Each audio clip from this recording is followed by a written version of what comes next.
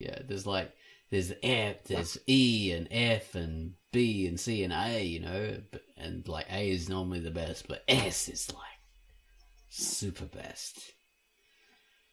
So she's S class. S class. Cool. Super class. There you go.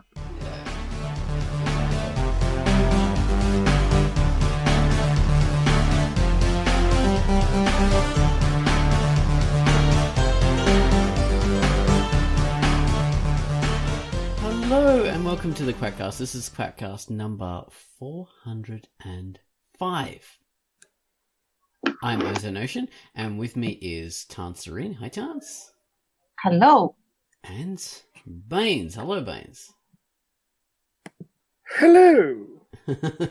Hello.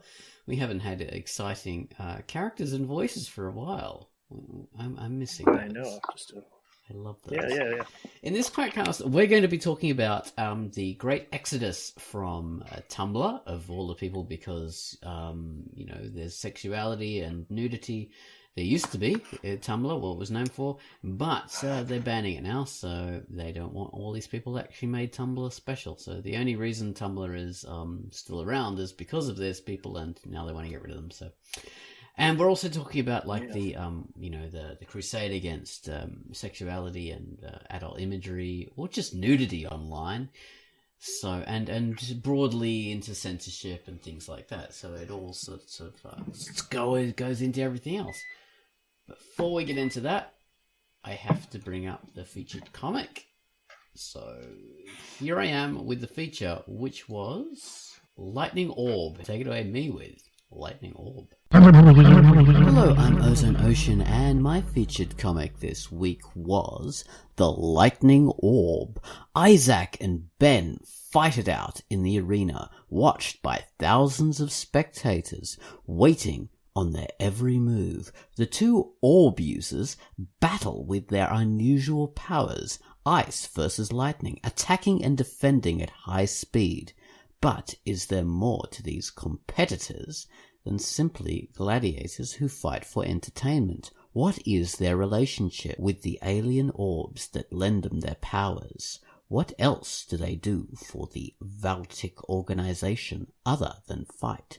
Traditionally drawn with full color, the art is highly individual. Some of the body proportions are off, but the action scenes are striking and intense. The fighting moves at a very fast pace. It's almost like watching TV. This is a sci-fi action drama. Enjoy. Yeah, it's a lot of fun. Old digital artwork.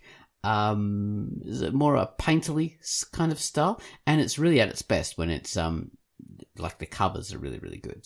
There's a lot of painterly kind of work there. So it's all done by Andrew Wilson, known as A. Wilson, as his that's his name on Drunk Duck. It's rated T, and it's an interesting comic. It's only just started out, so you can sort of blast through the first chapter and then into the second one where the mystery starts. The first chapter is mainly concerned with the arena fights, of introducing these characters and the way they fight in the arena. So, and then it launches into the more the lives of the characters afterwards in chapter 2. So read it and have a look. The Lightning Orb by A. Wilson, rated T. And that was the feature, which was Lightning Orb.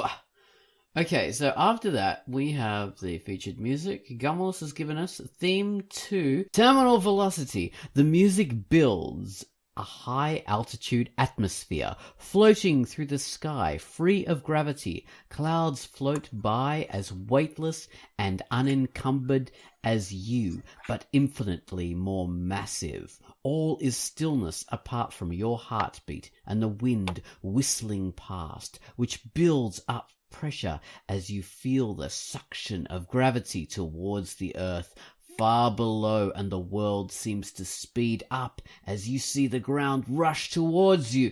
Then you fall into the cold grey heart of a cloud, and all is stillness again for a moment, leaving you alone with the sound of your pulse. So take it away, Gumwallis, with Terminal Velocity.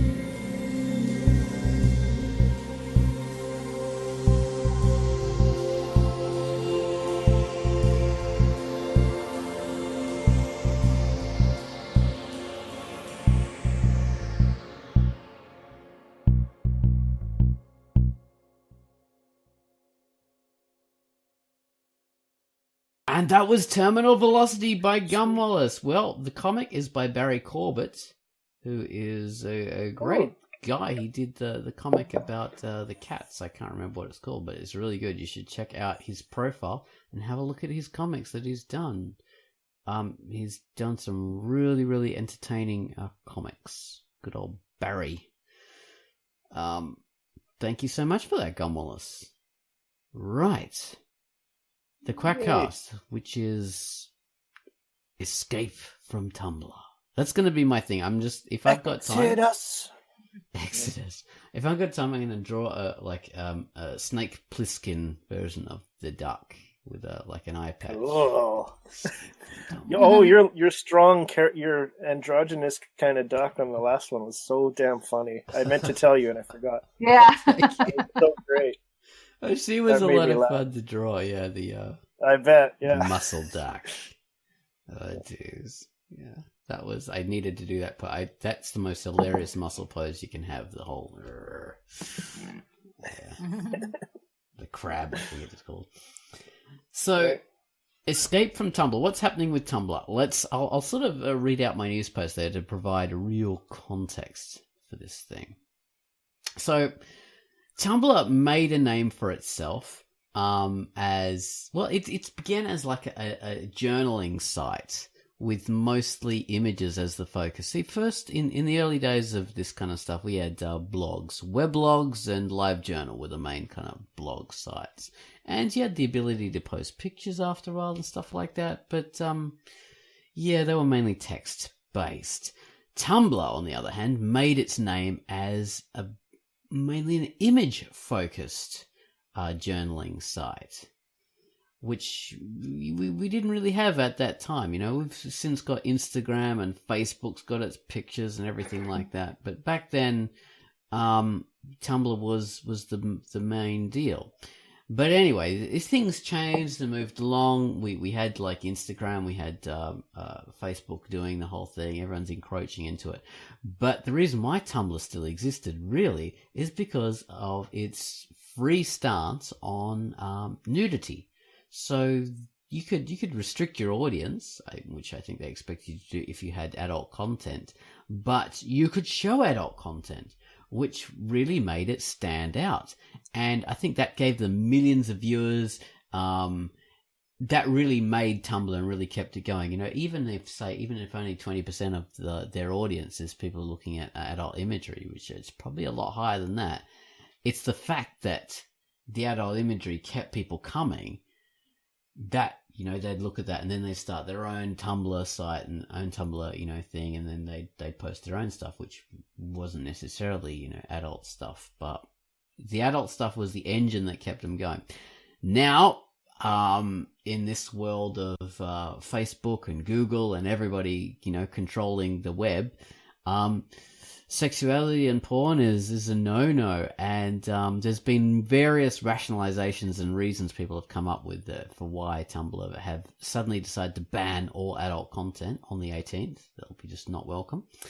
But from people saying, "Oh, someone posted child porn," and other people saying, "Oh, they posted like copyrighted material," and other people saying, "Oh, Apple found out that they had like could host porn, so Apple decided to ban their app from their app store." And, you know, that's why. So it could be any of those reasons. It's probably not the I would say that I would imagine that last one is the closest to the truth. Yeah, it's most likely it's that. Financial... advertisers finding it not advertising friendly, or them being acquired, because, you know, these companies always want to be acquired. They always want to offload and, you know, get bought out by someone else. And in order to make themselves advertising friendly and safe, you have to sort of cut that weight there. So it could be any of those and all of them. And I would say it will definitely not be someone posting a child porn, because there's already laws and rules against that. So exactly, yeah. And people the can reporting always... on this, I heard on. Yeah. Sorry, go ahead. Well, people can always do that anytime on any platform, and you can easily get rid of it because everybody like 99.9999% of the world is against that, and we all want to eliminate it. So, you know, there's a few freaks that are for it, but most of us are going to report it, and we're all going to get rid of it. So, yeah, that's... And what a leap, like, between that... Like, on the coverage, the brief coverage I heard on Canadian radio talked about the child porn thing, and, like, instantly you hear that, and you're like, well, yeah, you ban that. That's already illegal in most countries, you know? Exactly. It's like, how do you go from that to banning everything? It just doesn't make sense. It's, you know, that's a really handy way to push emotional buttons in people, like you just said. Of course, we're all outraged by that. But then allowing them to get away with stuff that they want to do for, I would imagine, financial reasons. Yeah, you use it as a justification. Thin end of the wedge. Go on, Tons. It's not only that. It's basically admitting that the laws that they can't enforce the laws that we already have. Yeah. So now they are making new laws that they clearly are not going to be able to enforce. So then we're going to have more restrictions. And it's ridiculous. When you do have laws in place for something, either you have to explain why you have been unable to enforce these laws and suffer the consequences of that, or you should, you know, get, you know, hustle along and actually enforce those laws and live well enough alone. Otherwise, exactly. Yeah. Not sort of or fiddle around. If you want to be so tough on nudity or porn or whatever, make porn illegal. Make it illegal. Make sex work illegal completely. Like it's banned. You can't have it. Make it a war on porn, like you did the war on drugs. Let's see how that's. You know, if you feel that these things should be deplatformed, then make them illegal. Don't do censorship. Yeah. Make them illegal and suffer the consequences for that, because I do think that half the internet is going to implode if you take away their porn. So there's that. Yeah, the world would change quite suddenly. Well, so the problem is all these poor people have no home to go now. They're being courted by sites like Pornhub, which isn't a great thing. I mean, if you're like... So mainly what we're talking about here is like there's a lot of adult comics that host on Tumblr, and they're being courted by Pornhub. That's not really where you want to go with your comics, because then you restrict your audience. Mostly when people go to Pornhub or, you know, any of these adult sites, they're looking for you know, just different kinds of porn, and porn. You're going to restrict your audience right down. So what I want people to do is, if you're doing an adult comic on Tumblr, please come to the Drunk Duck, because we are a comic website and we have that capability. We always have since 2002. So you can come here. It's not that I want Drunk Duck to be the porn mecca of adult comics. Not at all. I just think like we have that capacity, and I don't want like stupid porn sites to steal our thunder. Come on down and put your comic on a comic website where it belongs. Right here we have the ability, so please. So, and it's not only that. We are all adults here. We know how to label things. We know how to actually rate things and give warnings to people without actually stigmatizing readers that want to go and read an adult comic. Like, because that's another thing. Maybe someone doesn't want Pornhub in their history, or in their browser history. I mean, maybe they don't want to have to go to that site for other reasons. Like, for example, if I'm not mistaken, because I have before I said that it's not my thing, I actually saw what it was about. So you are bombed by very offensive and very disturbing, almost even traumatic ads about other porn sites, which you might not be into when you want to go read the comic and stuff like that. So basically, you are subjecting a whole section of readership into something that they may not want. You're forcing them to be in a place where they may not necessarily want to be. So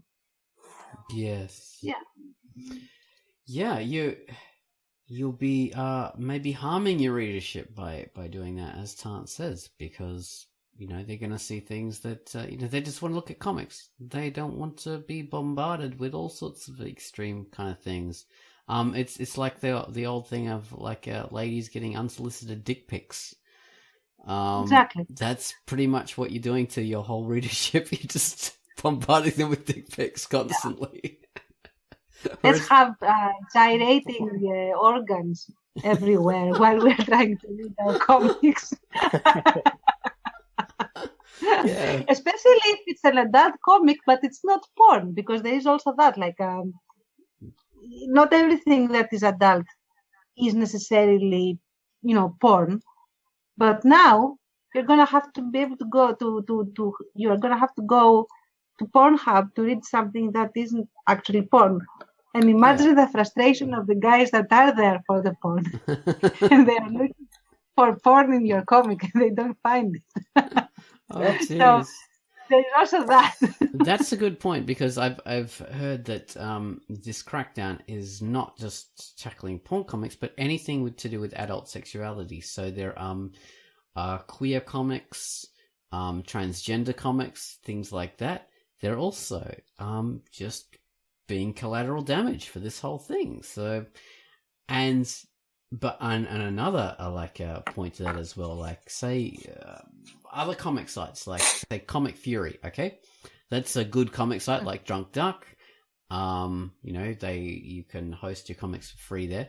They actually make a distinction between porn and adult comics. So you could have your adult work there, but if you do a porn comic, you can't have it there. So you've got to be aware of that. How do you make that distinction, though? I do not. I wouldn't want to even guess, but Drunk Duck doesn't. So we don't make any distinction. Just rate it adult, and that's all you have to do. Well, you could rate it mature too, as long as it doesn't have, if it just shows a bit of mature is. I think mature at this point. Mature would also be banned from Tumblr. Oh yeah, exactly. But yeah. If you're doing sort of an adult comic that has like nudity in it but no sex, you could rate that as mature on Drunk Duck. So we do have that nuance, but that's just ratings. But we're not saying like anything that has adult sexuality is automatically porn, And even if it is, you can post it with us anyway. So as long as you rate it properly. Yeah. So yeah, that's our thing. So I hope people will see us as an alternative and use our capacity, please. Yeah, definitely. So yeah, and please, anyone who listens to this, if you know about comics that need a new home, please share it. Tell them about it and get them in here, because yeah, it helps us to have more people hosting comics. And if you've never realized that we have sort of like an adults section or mature section, come and have a look if that's what you're into, because we've got everything from family friendly comics. We are actually a community that is responsible enough to know what to do with dangerous material. Exactly. We know how to handle it. We aren't actually, terrified by things. Exactly. And Tant says this as a person who doesn't look at adult comics at all, But No, she I doesn't don't have a like problem with it. She doesn't go, oh my god, this site hosts adult comics. I can't be a part of it. it. It is, it is infested. It is with yeah, the idea is like just like I don't. There are many categories of work. Let's say narrative work that isn't my thing. Does that mean that because for whatever reason I reject it? Because when something is not your thing, you reject it. Okay. Yeah. Then it means that I should ban all of it because it doesn't suit me. That's sterilizing an environment. And when you sterilize environments, when you're not doing an operation, you're basically harming all the organisms that live in it because they don't develop the necessary antibodies to be able to survive in a non-antiseptic world. Yes. Which basically is how we live. So I don't think that it's a healthy reaction to sort of sanitize everything wherever you go, as if you can't tolerate other people's tastes, as long as they are not, imposed on you. And the beauty of Drunk Duck is that not even if you don't want to see it, you are going to be very, very super warned that this is not something that you want to see. So you're safe. Yeah. But other people that want to see it are also free to go without problem. And everyone is happy. Exactly. Adult comics are on our site, are rated that way. You see a rating, and they aren't visible to people who are not logged in, which is exactly the same with Tumblr. You had to actually have a Tumblr account and accept the ability to look at restricted content in order to look at those things. Mm-hmm. Drunk Duck is, pretty similar to that. You have to be logged in and you have to be over 18 in order to look at this stuff. So, yeah, it's protected. And if you never want to look at adult comics, you'll probably never see them on the site because you'll be able to see what the rating is. So, and we don't bombard you like a porn site would, like a Pornhub or whatever, with images and all that kind of stuff. So, yeah, we are a comic site. Exactly. So you're safe. A safe comic site that is not insane. Yes. Exactly. Nice. We accept adult people who make adult decisions and think like adults. We don't treat everyone like children. Which brings me to the rest of my my news post, which I talk about the fact that the justification typically used for this whole censorship thing, or cleaning up adult content on the web, or nudity, is, oh my god, we must protect the children.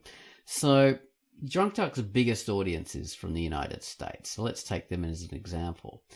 Only 22% of the American population is under 18, so you're starting with a minority. Going by guidelines and ratings, people who are like 15 and over are allowed to look at nudity within entertainment, and people who are like below 5 years old really are under adult supervision anyway, so not going to seek this out. So we really have to take our percentage of the American population down to about like 14%, or maybe 15, something like that. Maybe 16 at the greatest, and that's your vulnerable age range of people who are, children who are old enough to seek out this stuff, but, aren't necessarily always going to have the supervision. That's the percentage. You're destroying like over 80% of your population. You're destroying their ability to judge and reason, restricting their content. Over 80% of the population, based on what, like 14 or 15% of their population what you think they should be protected from. That is stupid. That's terrible. We don't base any laws or rules on what, like, you know, that kind of tiny minority needs. That's just stupid. And especially they have parents who should be their guardians, who should be watching, who should be controlling their access to the internet. So it's a moot point anyway. So actually, I would accept banning all adult content, nudity, you name it, the whole thing, from sites that are meant for babies, like you know, Sesame Street levels, and I don't know, educational sites which that are they meant, already do. Of course, because why? Because those are intended for that particular audience, whereas this particular audience isn't basically allowed on the sites that are for, you know, for the adults. So there's that. Exactly. And the logic that the argument that they pose is that, you know, everyone knows that the kid is going to, you know, tap YouTube in or whatever and are going to see the horrors of the internet. But those that are old enough to remember a time before the internet, where all the porn was in magazines, and all the beer and stuff was also where the porn was sold, it still got access to it. Yeah, But exactly. it was never banned. How did they gain the access to it? Many ways. I mean, there are entire movies built around that. Entire genres of movies built around. The idea is that, you know, if a kid, and actually I was one of those kids, you know, I always wanted to get access to the restricted stuff. And that actually almost killed me once. And then I sort of, you know, took pause and didn't do that as much after that. But the idea is that if a kid or any actual individual wants to gain access to something that is restricted, like has motivation to do it, they will. No matter how much you ban anything and everything, they will. The point is, first of all, to educate them to have a motivation not to want to see certain things, at least until they hit a certain age. And that means that you shouldn't mystify certain things and so on and so forth. It's all in the culture and the education, socialization of people. The second of all is that you have to educate parents on how to, you know, monitor their kids rather than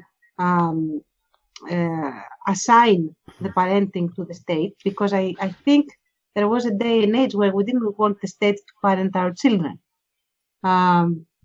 for very specific historical reasons. There is also that. And third of all, even if the kid gets exposed to certain things, all you need to do is to actually be able to communicate with your child and explain things so that they will be protected and not traumatized. Yeah. So, and this is all of these things that I'm saying come from my science, which is educational psychology. A kid is very much like clay before being baked. So you can form the child as you want. And the master craftsman is always the family. Always. The second master craftsman is the teacher. But they are very much, you know, inferior in rank to the parents and the family. Yeah. So if you actually teach those craftsmen how to craft the children well, you get healthy cohorts. Yeah. That's the thing. Yeah. Now, we have had at least 2 generations of people being told that they should allow their teenagers to go rampant without supervision, one way or the other. And then when you get the nasty results, you cry for action from society, because of course you have had your hands tied by pop culture telling you that you shouldn't be, a stifling father or a stifling mother, and you shouldn't do certain things, which actually you should do, as psychology says.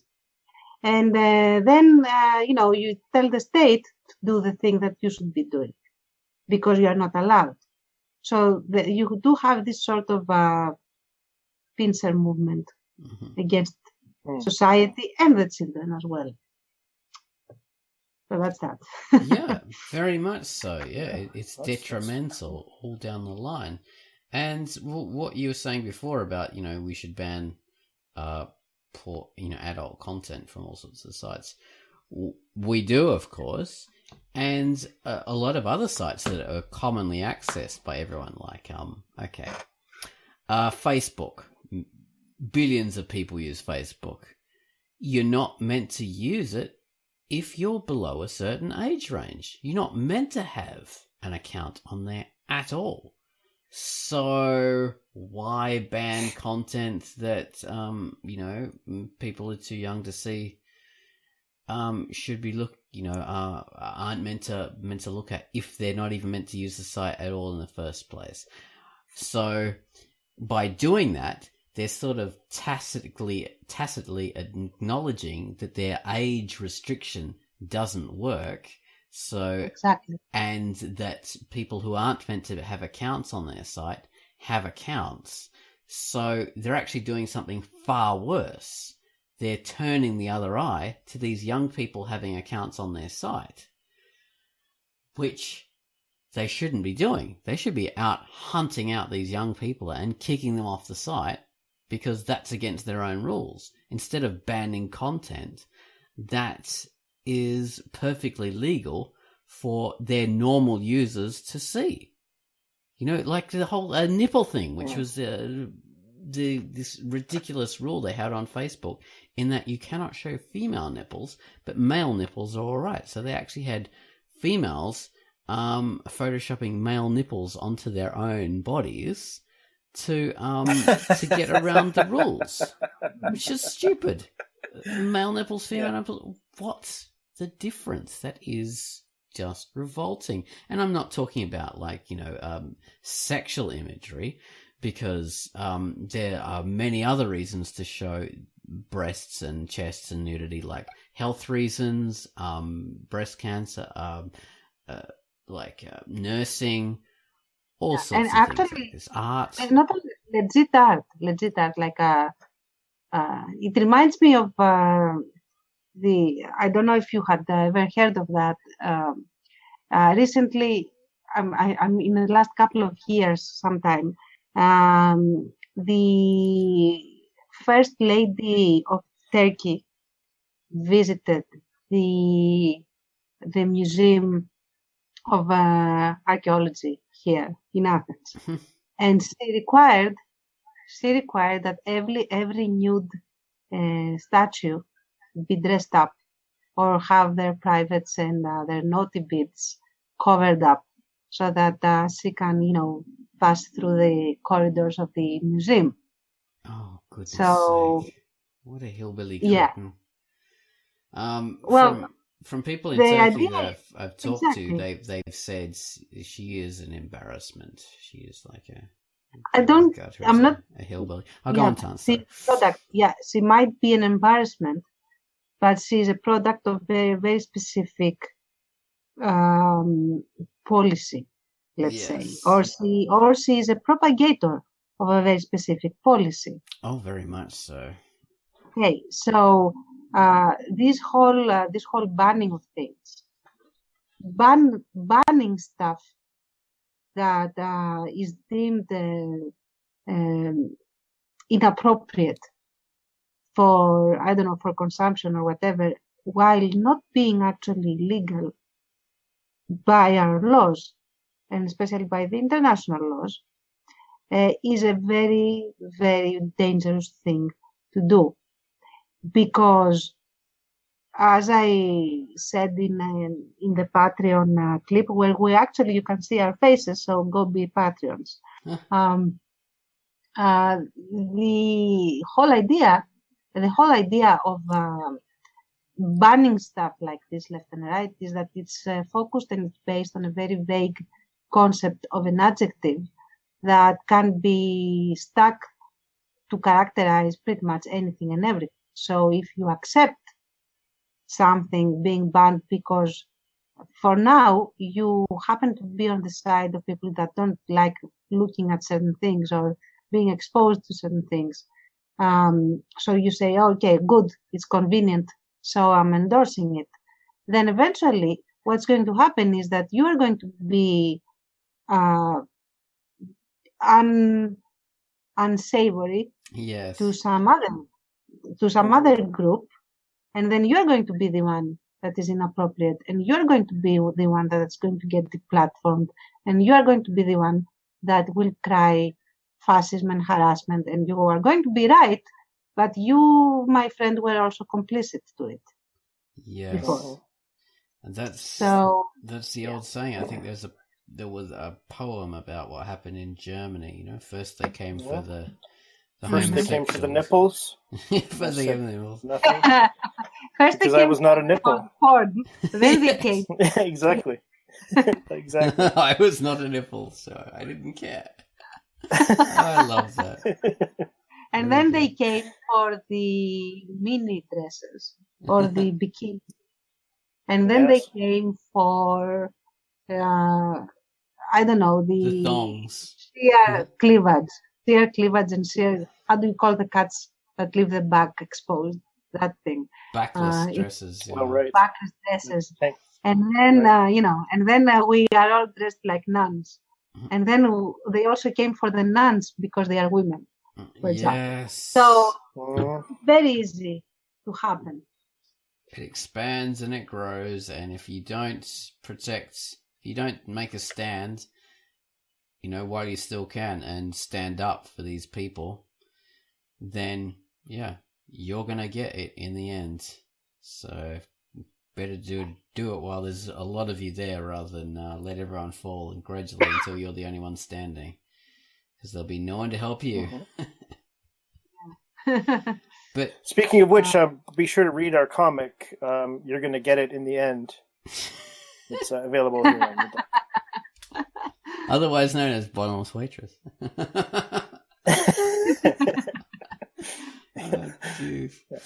Yeah, the thing is, this whole situation,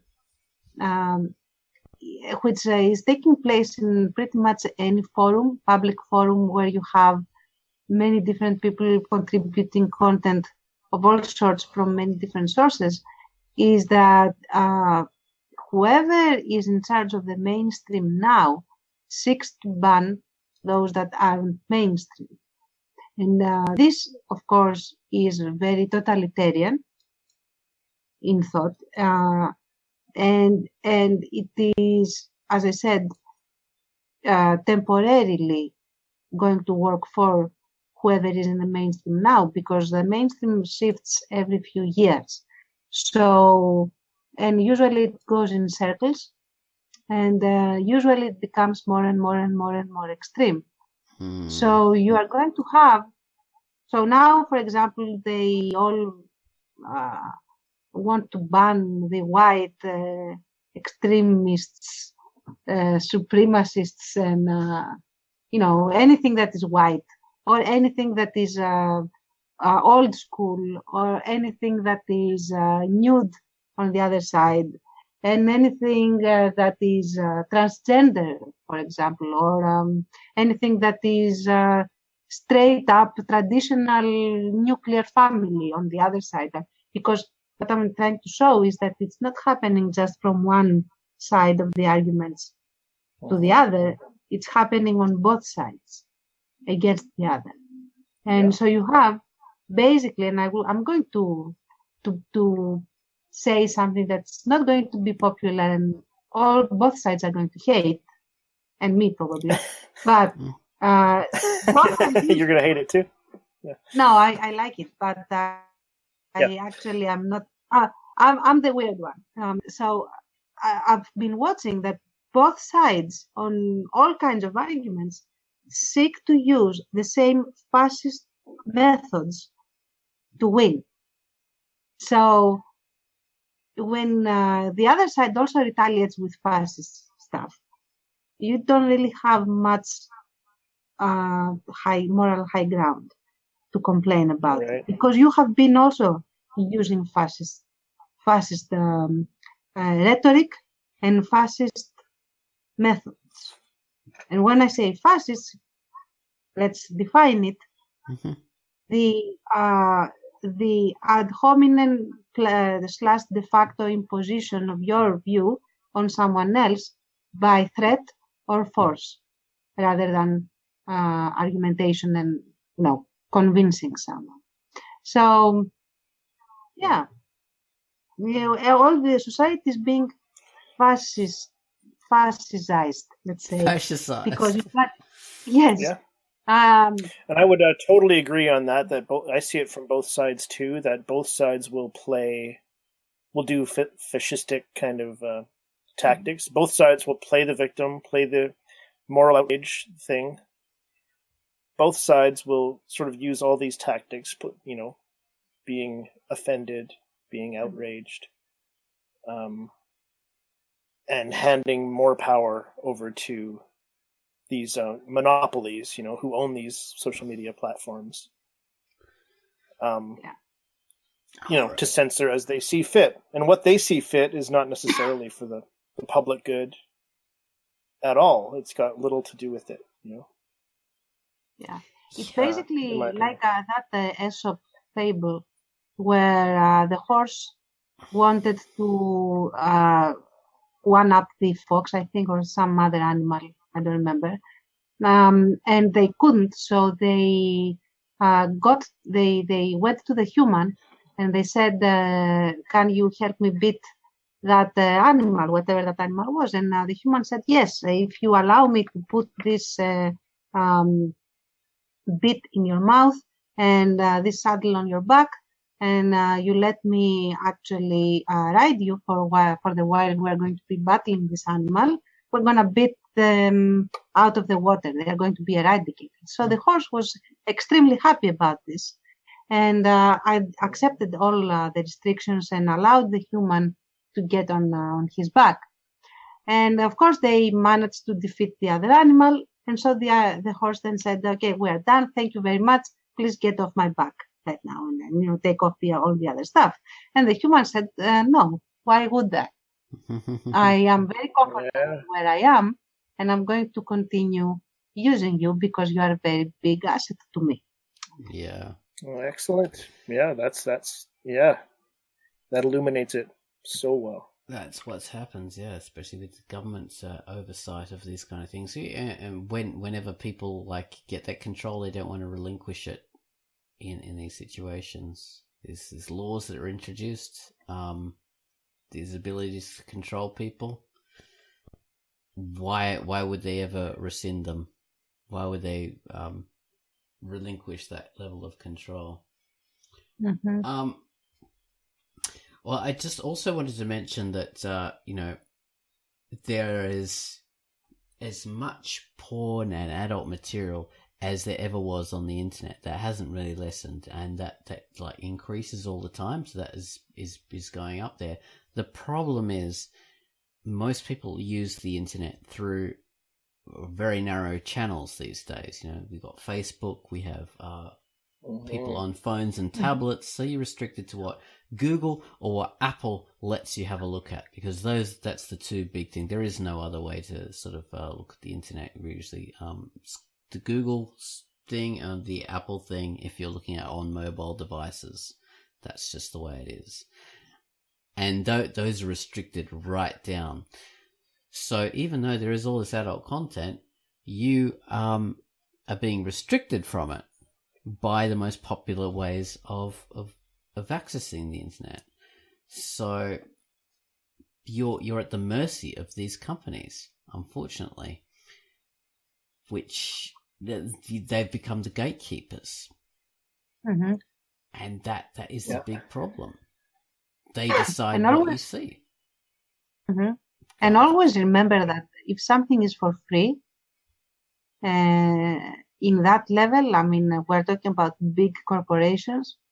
If something is for free, then that is not the product. You are the product, and you are the one that they are going to be selling to other people and make money off you.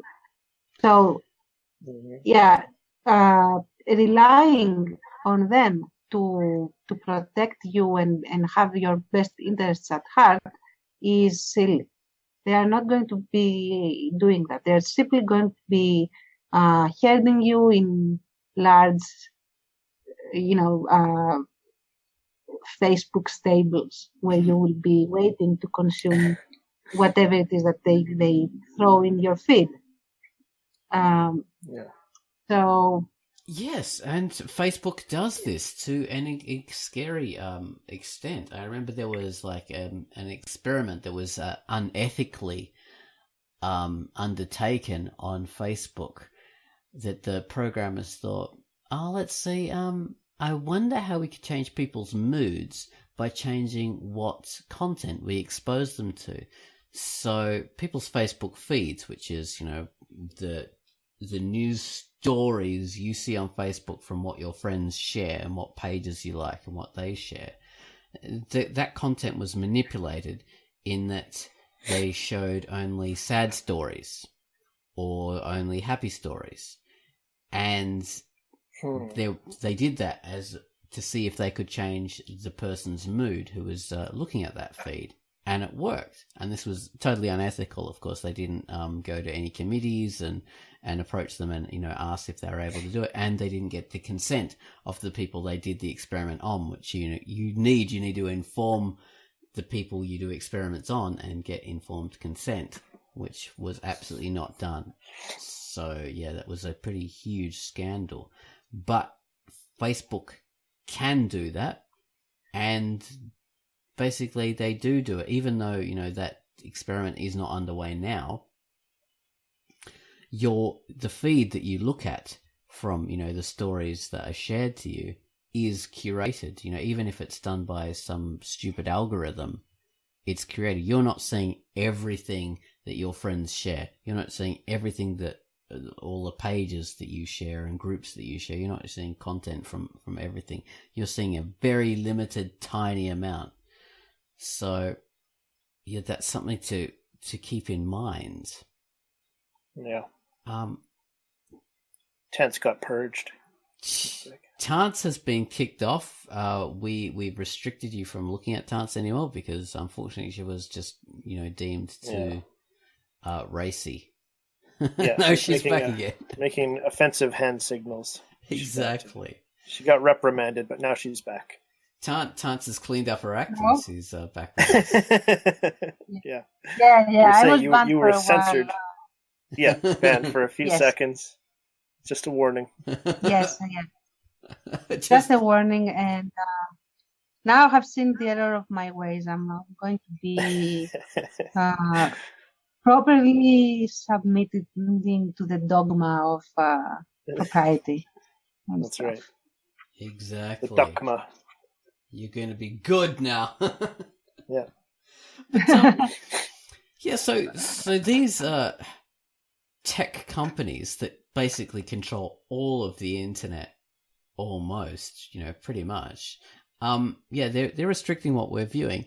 But the thing is, the kind of like adult kind of stuff that they're restricting us from viewing is adult content from normal people, like art comics that people have made, expressions of nudity or whatever, like of art by normal ordinary people. That is really what you're restricted from seeing. You're still able to look at like commercial porn and stuff like that if you go and outside of the normal like Google and Facebook and YouTube kind of stuff, but that's more like commercial, more marketed towards you. You're not able to see more personal expressions of things that fall into the adult category, which is very sad, really. because we're turning everything into a more commodified commercial existence, really. Yeah. And taking all the interesting stuff away. Yeah. Exactly. Smoothing out the edges, making it worse. The whole experience. Making it into a whole Barbie, kind of thing. Yeah. Smooth around the bend. Pleasantville. We're making it into Pleasantville, basically. Pleasantville, yes, that's a very good analogy. Yeah. Pleasantville, which was let's see, that was a film where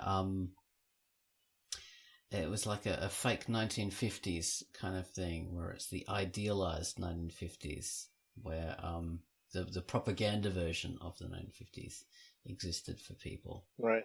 Sharing everything was very safe.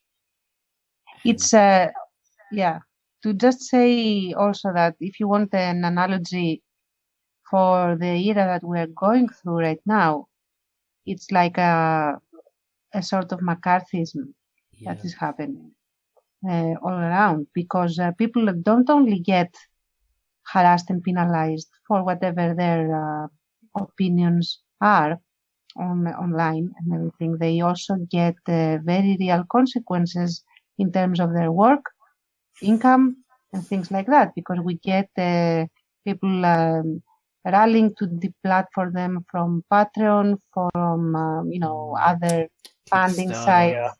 Kickstarter. You also get people harassing them at their workplaces in real life because, for example, they have differing opinions and stuff like that, and that again doesn't happen only from one side to the other. It happens on both sides, just that neither side is willing to admit that they are harassing the other, and they all shout fake news, which is another thing that is a very nice alibi for everyone. Like, no, I'm not gonna take this into consideration, despite whatever evidence you bring me, because that's fake news, which is basically the argument of flat earther. Also, if you want to take it to extreme analogies. So there is that, and the problem with this is that you educate people to be unable to think for themselves and unable to hold an actual argument. I have met tons of people on the internet on either side, and again I stress very, very much that it's not the right wingers or the left wingers or the centrists. No. It's everybody who's somebody, and the thing is that you give them an argument that is logical, or if they feel that it isn't logical, they should be able to point out where the logical fault lies, and they can't. The only way they have learned as a means of reaction is to attack you personally, which is the definition for an ad hominem. Ad hominem. So, tell them, what you are saying indicates this and that, and this is the reasoning behind it, why it does that. The response: I'm not talking to, for example, to a fascist, and I'm not talking to an anarchist, and I'm not talking to a capitalist pig or a communist pig. Pigs in general, they're not talking to pigs. The whole thing is that. And by the way, I have been called the whole range of things that you can imagine. I have been called, and this is actually this came from a Greek interlocutor who decided because this isn't only in English-speaking forums that is happening. It's also domestic here for Greece, and I wouldn't be surprised if it was for pretty much any and every online forum. So there was this Greek guy that called me an anarcho-communist or capitalist fascist something. So they managed to string together all of it, just in case they need, a label. So which was really fun. I mean, I keep mentioning it because it truly made me laugh when I first saw it, and but it's also indicative of how people have forgotten how to argue. Yeah, they're in love with the logical fallacies and the ad hominems and the straw men. Straw men and the ad hominems are people's favorite things. Yes, but that means that you also get a mutilation of critical thought. People cannot think critically because they don't learn. It's a skill. It's not an intelligence element or anything like that. It is a skill. You have to be taught how to think critically. It's like the scientific method. It's the same kind of approach to reasoning. So you have to be taught that. People aren't taught that. So we have this, pitchfork argumentation of ban this and ban that because I don't like what I hear, but I don't know exactly why I didn't like it. I just don't like it for whatever reason. Yeah. Oh yeah, very much so. Yeah, we just jump on a bandwagon or the mob, and the mob is only as smart as the stupidest person within it.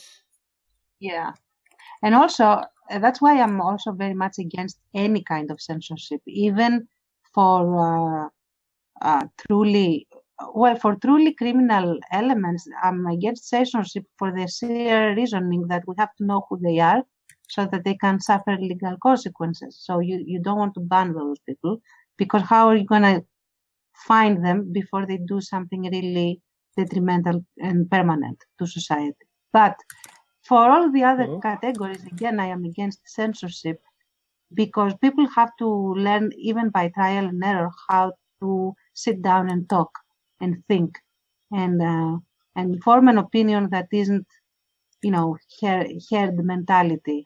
Well, I'm pro censorship in some limited forms because there are things like we agree on that art should be censored. Okay, so child porn. Yes, okay, but that's illegal. That is not. That's actually illegal. When I was to make a clarification, when I said criminal people, I was talking about actual Nazis, neo-Nazis, and stuff like that. But also, not Okay, so also images of. Okay, so things that like. Okay, there were the whole things with the Al Qaeda and ISIS. All right, so what was popular with them was showing images of people having their heads cut off. All right, so that was quite awful stuff, and there were people sharing that online. I support that being censored. Not just because it's horrible and disgusting, from my point of view, because I don't want to see someone having their head cut off, and that's bad. It's also like an illegal act, obviously, but the whole purpose of cutting people's heads off and videotaping it was to sow terror, because that was a terrorist act, and the whole point of it was to have it spread and for having more people see it. And that is why they did it. The only reason they cut people's heads off and filmed them was to create feelings of terror, horror, and revulsion, and to have it spread. And people played right into their hands because they're such terrible, terrible morons. So I definitely support the banning of that, because if there's no one to see it, then there's no reason to create it. And I think we can all agree that there shouldn't be videos created of people having their heads cut off. So yeah, that's another thing I support the banning of. I support censorship in regards to things like that. Yeah, so there is some valid reasons for it. Censoring political points of view. Yeah, then that's running into problems. You shouldn't do that because, as you've made the point before, Tance, anybody's political views can be deemed ripe for censorship. Okay, we're censoring Nazis today. Oh, we'll censor moderate communists tomorrow. And okay, we'll censor libertarians, and now we'll censor, whatever. So yeah, that's a slippery slope. Acts of horror, violence, that kind of stuff that runs it. That's into a different kind of level. So yeah. There are. I would argue, like, I absolutely understand the reasoning, and there is definitely merit to that. And it goes back again to the whole thing of we have to be extremely specific on what should be banned if we are going to endorse censorship in any kind of form, so that it becomes impossible to apply that to other bigger non-criminal populations, let's say. Yeah. So yeah, I would definitely understand that. I'm not sure I would actually fully agree. And the reason is not because, of course, nobody wants to see a person getting executed. And actually, when those things were circulating, I never clicked on any of those videos. Because I also don't want to see real people getting their head cut off for real. That's like a snuff movie. So yeah, definitely. On the other hand, though, the censorship of this is also likely to make it very hard to detect those that actually post it, and to detect those that endorse this and things like that. So I wouldn't ban it per se, but I would want to educate my people. If I, for example, if I was a government, I was going to say, look, there are these things happening which are evil things. So when you see it, first of all, condemn it and ban it actively. And when I say ban it, I mean actually block the account that posted it, for example, and things like that, and report it, and make it impossible for a terrorist to hide among you. That's the idea. Like, teach people to actually not be passive and allow themselves to be usable by terrorists in social media, for example. But again, of course, all of this requires policy, and all of this requires training that should be taking place in school, and all sorts of things like that, including the proper parenting and blah blah blah, the whole thing. Yes, there are levels of educational infrastructure that have to be involved. But I would just say part of the point again of those videos was to incite horror and terror and fear, and whenever it's shown that it's going to work, it's going to serve its purpose. So yeah, it's dodgy. Terror and yes, you have an absolute point, provided that people feel basically unprotected. If you were serious state, for example, and you showed your people that the moment that they report something like that, they are actually protected, and the terrorists get arrested, and they are found out. The whole thing happens quickly and in quick succession, and people see that they actually have a state that protects them and manages to catch criminals. Yeah, if there are consequences for it, then the equation changes. Then you wouldn't have people being afraid of it. You would have people being like, okay, you did that, you are an idiot. Now I'm going to seek the state on you when you're dead. So see, the whole point isn't the stimulus itself, isn't the one that is causing the terror. It's the context that goes around it, in that I'm protected by my state, and I am also probably unsafe in the crosshairs of my state and the terrorist as well, because the state hasn't shown that it is actually having the backs of the citizens. It's just seeking to enforce certain things on the citizens and be done with it, in a sense. But maybe I'm dropping a lot of axioms here, but there is due evidence towards these things. But don't take my word for it. Go and research it and see that stimulus itself is not the only thing required for a response. Yeah. Let's put it that way. Well, yeah, there is a bit of a balancing act, because obviously you can't just magic the infrastructure into place in order to make, the consequences happen, and also to create a population that understands things in their proper context. So you have to weigh these things up against each other, don't you? So on one level, we have to control that kind of media before we're able to create a population that's educated enough to be able to deal with it properly. And also imagine every terrorist that happens, now there was this one in Strasbourg. Again, you get the mantra of he was known to authorities, and the authorities were watching him. And I guess they also, paid for his weapons or something.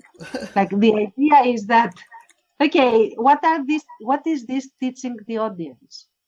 That this terrorist or whatever was known, was being watched, and when they went through the moves of preparing for this attack, because it doesn't just happen, okay, today I'm going to wake up and do nothing and just make things explode. You should, buy stuff, prepare for things, go through the motions of preparing for this particular event that you want to do. So you have a state that supposedly knows you are on its radar, and it's watching you, and you are doing these things, and either you are super smart, Jason Bourne level smart, and the state can't catch you, which is very terrifying to think, or the state just doesn't care and just watches you, which also is terrifying. So the whole idea of terrorism is propagated more by how it is being handled by the media and the actual state machine, rather than the terrorists themselves. So, and this is, of course, my estimation, but I'm standing behind it. I can support it with a lot of research on how people react to fearful stimuli. Yes, and unfortunately, the media is. We need the media. The media is fantastic. Yes, absolutely. These things, but it's also complicit in terrorism frequently, unintentionally, largely. Well, because they have to report on these things.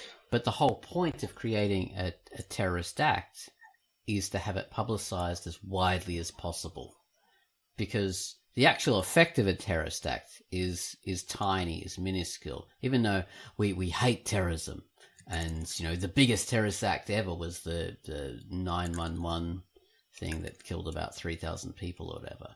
But even that in the West, because in the East, that's a different kind of worms altogether. But about how many per time. True, but say even an act like that seems so huge and colossal is actually minuscule in terms of the amount of people that die in wars and famines and things like that. It's tiny, that's like a few plane crashes worth of people. It's natural disasters. Oh my god, that wipes out far more people than that. So I'm not saying terrorist acts aren't bad. They're horrible. They're transgressing normal human levels of laws and human interaction. Everything. They're absolutely they're awful, but they're not as bad as we think they are, because we we think, oh my God, any of us could die this way. And, my family could die in this horrible way. But actually, you've got far more chance of being eaten by a shark than, and that's something that rarely happens too. You've got far more chance of being run over in the middle of the road than you are of ever dying in a terrorist attack. But the whole point of terror attacks are to make you think that this could happen at any time to anyone you know, and make the whole world scared. I think the Australian response to the whole terror stuff back in the early 2000s was to have like broadcasts everywhere at the train stations. Oh, if you see an unusual package on the train station, report it immediately, because that could be a bomb. We've never had a bomb in Australia left at a train station ever. It's never happened. The only place that actually did have this quite frequently was Northern Ireland and Britain, because the IRA did that. And now we associate that with Muslim terrorism. No, this is not a factor of Muslim terrorism. But the point is that having these broadcasts and these public information things is you make everyone scared of terrorism, when there's there's nothing to be scared of, because we don't have that kind of terrorism. But the ironic thing is that is terrorism working. That's how it works. From small actions, limited actions, you create disproportionate terror and fear. And also it benefits the state, because people wanting more security give up a lot of their rights in order to get it. So yes, exactly. If it didn't benefit the state, you would be assured that they would sweep it under the rug, as they do with other things. Like, for example, people dying from smoking. And I say that as a smoker because I occasionally still smoke a cancer stick or two. Yes. People still smoke, although you have these horrid photos of, gnarly organs and terrible teeth and stuff like that. And still people aren't scared enough. They aren't terrorized of something that has very real probability of occurring if you engage in a specific behavior. Yeah, alcoholism, people die of that all the time in many different ways. It's still legal. Or, for example, driving. Every time you get in a car, and again, I say that as a driver, I love driving. I drive all the time, and I suspect that some passengers find my driving too fast. No, you drive fine, Tance. I've been in your car, and you're a great driver. Yeah. Oh, thank you. Well, okay, they were old people. So, and Tance was sure to scream that at them out the window. So yeah. So the idea, though, is that every time you get in your car, you are driving this super heavy piece of machinery that goes in unnatural big speeds, high speeds. And you're driving alongside a ton of other people with questionable levels of skill and perception that are also driving huge pieces of machinery that go at high velocity. And you don't fear this. In fact, if you fear this, this is called a phobia, and people want you to get treatment for it. So what am I saying? It's that it's the culture and how it treats any kind of stimulus. Any kind of stimulus can cause terror, and any kind of stimulus can just be ignored. And that goes also for carrying guns and having guns and shooting guns and generally, I mean, it's not just for things that, someone might argue that, but a terrorist is, impressive. They have bombs exploding and, things happen en masse and stuff like that. But you have a lot of explosive things that we are handling as a culture that don't cause that level of terror, although they are just as dangerous. So the idea is that if you are being led to fear something, or if you're being led to consider some people that are different to you, and not just in terms of skin or sexuality, but in terms of thought and experiences and culture, then someone is benefiting from this, and it's not going to be you, because you want to be able to handle that. The world is a scary place. There are a lot of terrifying things that you should be afraid of when you're not. And there are a lot of other things that you shouldn't be afraid of and you are terrified of. So just, start thinking about what you are told is a threat to you, and estimate, value why it's being a threat. And practically, how much of this can affect your life if you stop submitting to it and acting like a victim in very many ways. Yes, good point. I mean, the whole thing about, say, you mentioned the governments with their anti-terror laws and stuff like that. Yeah, they are benefiting very really, because once you have laws against terror, which is completely nebulous, how do you find that? It's easy to expand, and then we can ban political groups we don't like.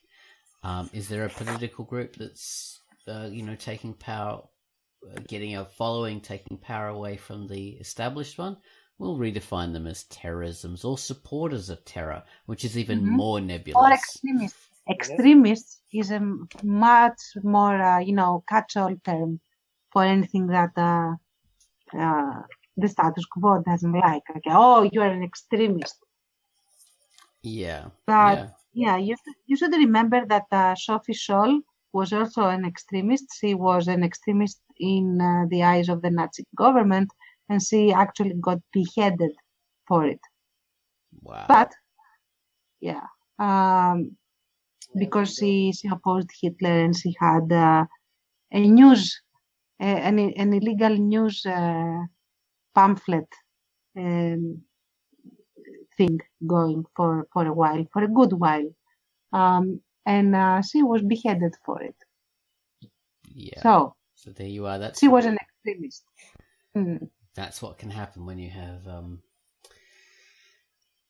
governments enacting these kind of laws against these things. Yeah, they use it as control. So to get, I mean, we're run over time now. We're 1 hour and 20 minutes. So to get back to the sexuality and stuff like that. Yeah, once we label things as being, oh my god, that's adult, that's porn, then it allows control. So that's the reason why people do it, for different reasons. So companies like Apple and Google, their reasons are like, it's advertising friendly, whatever. But that allows them control over people's content, in that now we can force sites to have certain login procedures, or we will we'll take you off our search results. Your apps can't be in our app store, that kind of thing. So they have control over you. If you don't conform to the rules and protocols that they want, then they have that control of you, and you are hidden from huge swathes of the world. So that's how they use it. Governments use it in a different way to ban certain groups. The way other people use it is to penalize groups they don't like homosexual people, or transgender or whatever. So they've been penalized. Those rules are used in those kind of ways. So yeah, that's what's happening to the people who are being kicked out of Tumblr. That's a symptom of that. So be aware of it, and don't use justifications. Don't say, "Oh, but these tech people are allowed to ban, whatever they don't like." No, because that is like billions of people are being shut off from things that they should be allowed to access normally. Exactly. You're being the millions of horses, and they're the big human. Yeah. On you. Yeah. Excellent. But I would like also to add another thing, that when you have, because they say that this is a corporation, they're allowed to have their own terms of service and stuff like that. Yes, of course, but from the point where you have an international clientele that is using certain things, you are subject to the laws protecting these people and clientele, and these laws are human rights. Human rights protect them from being used in a very specific way. So that doesn't really hold water as an argument. They are not above the law as corporations. They are below the law. Yeah. And so on. Especially when you're talking in terms of these places having a monopoly, which they effectively do, like Facebook, Google, YouTube, have basically a monopoly on, discourse, social media.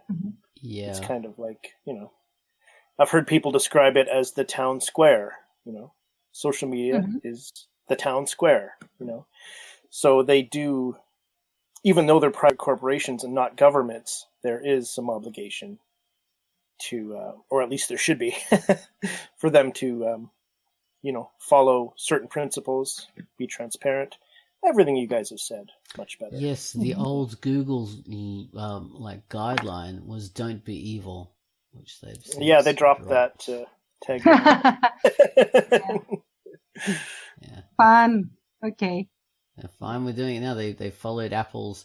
The main reason I have Android products was because they didn't have as many rules and strictures, and they didn't shut people out like Apple did. Apple were incredibly controlling, and Google seems to have followed the same sort of the same thing as Apple now. So yeah, there's nothing to choose between them. Well, I mean, there are still things to choose between them, but a lot less. All right. Well, let's wrap it up now. Thank you, guys. Fascinating, huge topic. Yeah, it's gigantic. It's even bigger. We could do a whole series of QUACKCASTs on it. Yeah. Yeah. And we've had some interesting posts. So we should maybe read out one day. Yeah, let's do that. Let's do at least another one and see if we have any. Read the posts. Yeah, it'd be great. Yeah. Exactly. All right. So bye-bye, people. Bye-bye. Bring your nakedness in your comics to the duck. Yes. There's your takeaway as well. Yeah, the wicked duck. Bring your full Monty. Bring your full Monty. Join us. Bring us your naked, your tired, your huddled genitals. Mine are huddled right your now. Body parts longing to be free. Yes. Longing to be free. All right. Goodbye, everyone. Bye. Bye. Bye.